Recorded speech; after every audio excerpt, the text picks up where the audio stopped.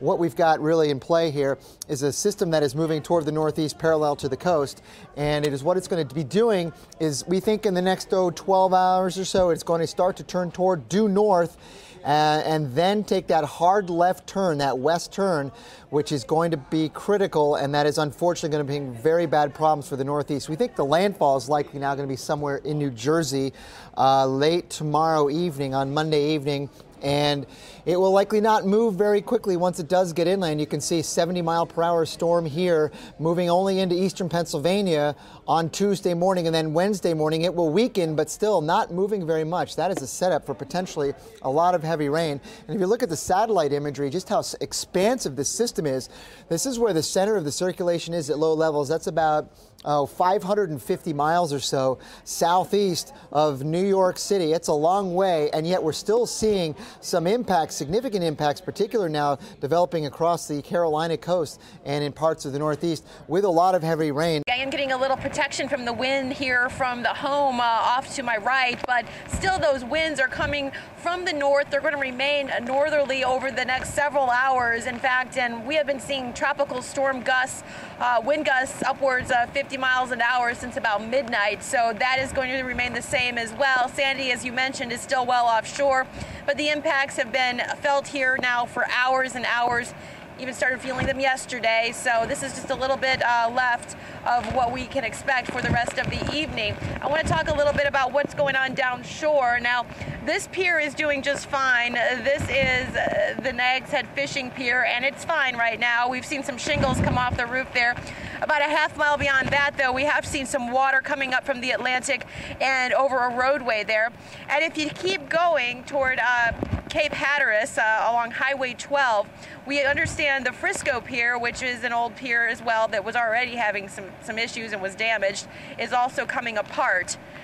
We have seen a picture of that. We haven't been able to get to it because Highway 12 is impassable thanks to overwash from Sandy. I want to take you in now to Curry, North Carolina as well. Now that is well to my south, and this is some eyewitness video we have coming in and some very strong waves coming ashore there. We have heard reports of about 2,500 power outages in eastern North Carolina, and we're continuing to follow that. We've actually lost power here once so far today.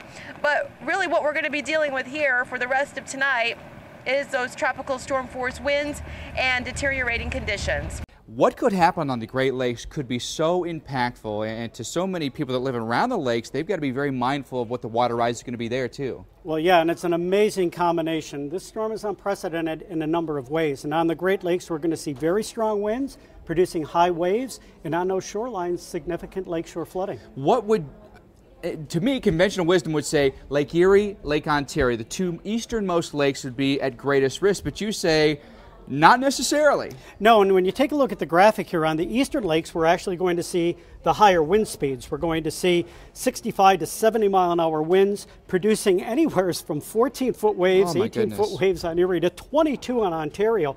But when you get over to the western lakes, they have a longer fetch on the western lakes. And so those winds out of a northerly direction are going to be blowing across that lake for a longer period of time here, and you're going to end up with higher waves on those lakes.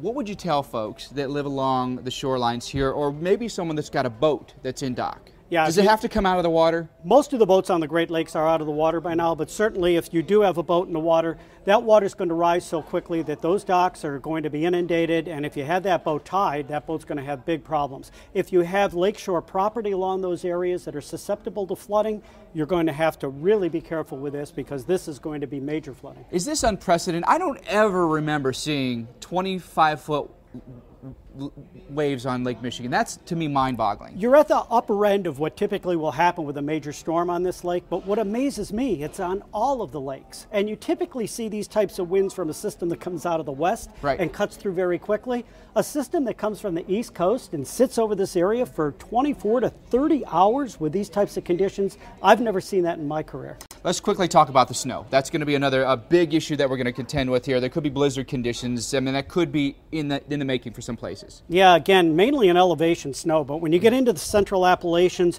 that kind of wind impacting the mountains there with that amount of moisture, Mike, it's amazing. We're looking at snowfall totals of up to 2 feet at elevations above 4,000 feet. And, at any time of the year, that's an amazing snowfall. And how much wind with that? Oh, gosh. Again, you're going to look at winds that are gusting over 60 mile an hour at times.